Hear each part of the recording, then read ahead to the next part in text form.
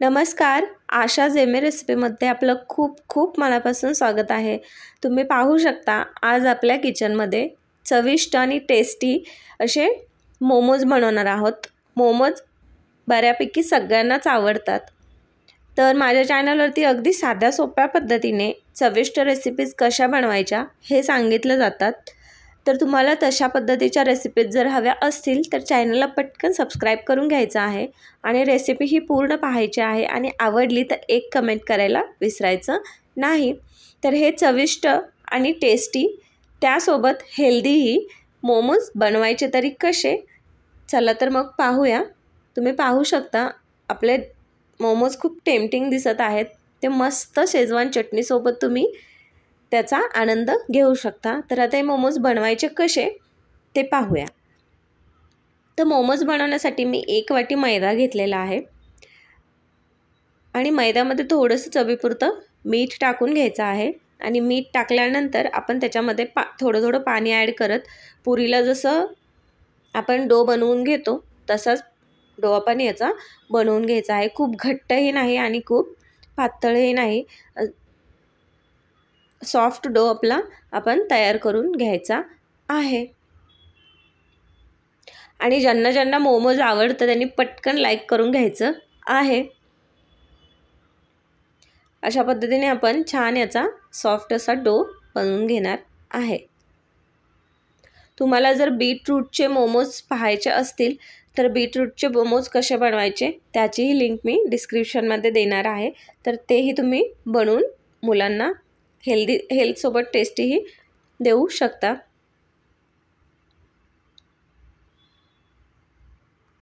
आपला डो आपण मळून घेतलेला आहे. आता थोडंसं तेल टाकून पुन्हा थोडंसं मळून ते सॉफ्ट बनवून घ्यायचं आहे. तर अशा पद्धतीने या मोमोजसाठी आपण डो बनवून घेतलेला आहे. तर हा डो मी आता एका वाटीमध्ये किंवा बाउलमध्ये काढून घेणार आहे आणि आज झाकून 5 मिनिटं तसंच ठेवायचं आहे. तोपर्यंत आपण मोमोजचं स्टफिंग बनवायला घेऊया. तर त्याच्यासाठी मी साधारणतः 1 वाटी होईल इतकं सोया चंक्स घेतले होते. ते गरम पाण्यामध्ये भिजवून त्याचं पूर्ण पाणी काढून ते मिक्सरला बारीक करून घेतलेलं आहे. थोडंसं क्रश करून घ्यायचं आहे तर सोया चंक्समुळे आपली रेसिपी अजूनच हेल्दी होते. त्यामुळे सोया चंक्स टाकायला विसरू नका. सोया चंक्स आपण थोडेसे क्रश करून घेतले. त्यानंतर कढईमध्ये तेल घ्यायचं आहे आणि तेल गरम झालं की त्याच्यामध्ये 1 चमचा आलं आणि 1 चमचा लसूण तुम्ही चिरून घेऊ शकता. मी किसून घेतलेलं आहे. त्यानंतर बारीक चिरलेली हिरवी मिरची टाकून 1 मिनिटभरच हे फक्त त्याचा कच्चा टेस्ट जाईपर्यंतच आपण हे परतून घेणार आहोत. खूप परतून घ्यायचं नाही, नाहीतर आल्याचा कडवटपणा आपल्या पूर्ण स्टफिंगला लागेल. त्यामुळे थोडंसंच आपण हे तेलामध्ये परतून घ्यायचं आहे. आलं जास्त वेळ परतलं की त्याला कडवट टेस्ट येतो. आता हे आपण परतून घेतलं. त्यानंतर 1 मीडियम साईजचा कांदा मी चिरून घेतलेला आहे.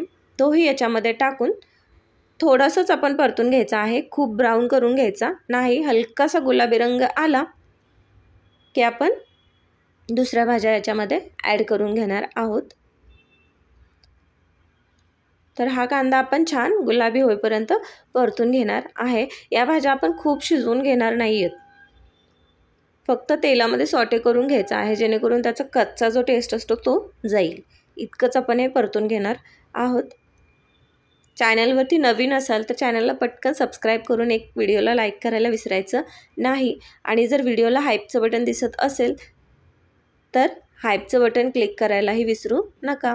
त्यानंतर मी किसून घेतलेलं गाजर आणि किसून घेतलेला कोबी ह्याच्यामध्ये ॲड करून घेणार आहे. कोबी आणि जर गाजर नसेल तर फक्त सोया चंक्सचेही मोमोज खूप छान टेस्टी लागतात. तर तुम्ही तशा पद्धतीनेही बनवू शकता, काहीच हरकत नाही. पण आपण मुलांसाठी बनवताना कधीही कोणत्याही आईला हे वाटणारच की बाबा आपली डिश अजून कशी हेल्दी होईल. तर मी याच्यामध्ये कोबी गाजर घेतलेला आहे. तुम्हाला हवं असेल तर याच्यामध्ये दुसऱ्या भाज्याही ॲड करून घेऊ शकता. आता हे 1 मिनिटभरच आपण फक्त परतून घेणार आहे. त्यानंतर आपण जे सोया चंक्स थोडेसे मिक्सरला क्रश करून घेतले होते तेही याच्यामध्ये ॲड करून घ्यायचे आहेत. सोया चंक्स गरम पाण्यामध्ये थोडंसं 1-2-3 मिनिटं ठेवून त्याचं पाणी पूर्ण हाताने पिळून काढायचं आहे आणि ते मिक्सरला क्रश करून घ्यायचं आहे. तर तशा पद्धतीने मी हे सोया चंक्स मिक्सरला क्रश करून घेतलेले आहेत. आता हे मिनिटभरच आपण सॉटे करून घेणार आहोत. त्याच्यानंतर याच्यामध्ये मी 1 चमचा होईल इतका सोया सॉस टाकलेला आहे. सोया सॉस टाकल्यानंतर त्याच्यामध्ये 1 ते 1.5 चमचा मी शेजवान चटणी टाकलेली आहे. शेजवान चटणी तुमच्या आवडीनुसार कमी जास्त करू शकता.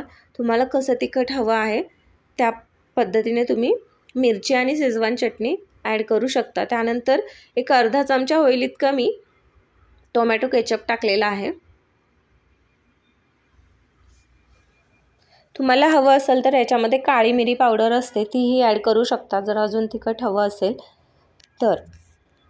आता हे आपण छान मिक्स करून घ्यायचं आहे. आणि 1 मिनिट 2 मिनिट आपण हे हाय फ्लेमवरती पूर्ण जे स्टफिंग आहे ते आपण छान परतून घेणार आहोत आणि चवीपुरतं मीठही टाकायचं आहे. त्यानंतर हे परतलं की आपण एका बाउलमध्ये हे स्टफिंग काढून घेणार आहोत. हे आपलं जे स्टफिंग आहे ते तयार झालेलं आहे.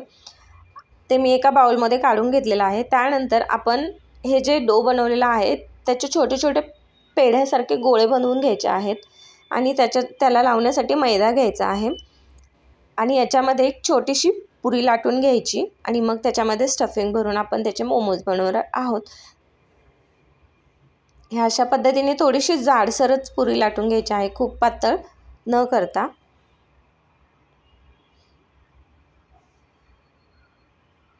तुम्ही पाहू शकता आपण पुरी छान लाटून घेतलेली आहे.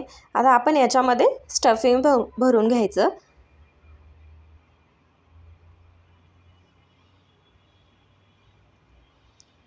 आणि त्याला हळूहळू अशा पद्धतीने फोल्ड करून घ्यायचं आहे.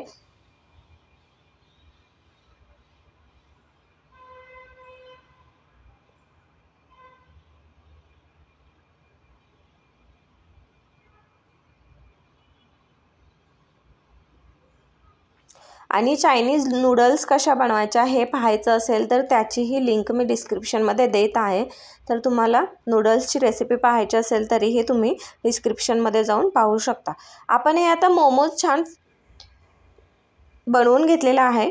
आता एका पातेल्यामध्ये पाणी गरम करून घ्यायचं आहे आणि त्याच्यावरती अशा पद्धतीची जी चाळणी असते त्याला थोडंसं तेल लावून घ्यायचं आणि मग याच्यामध्ये मोमोज आपण एक एक करून ठेवून घ्यायचं आणि 5 ते 7 मिनिटं हाय फ्लेमवरती हे वाफवून घ्यायचं. आपले चविष्ट टेम्पटिंग हेल्दी असे मोमोज तयार झालेले आहेत. तर रेसिपी कशी वाटली हे कमेंटमध्ये सांगायला विसरायचं नाही. एक कमेंट करूनच जायचं आहे. आणि जर रेसिपी आवडत असतील तर आपल्या नातेवाईकांना वगैरे तुम्ही हे रेसिपी शेअर करू शकता.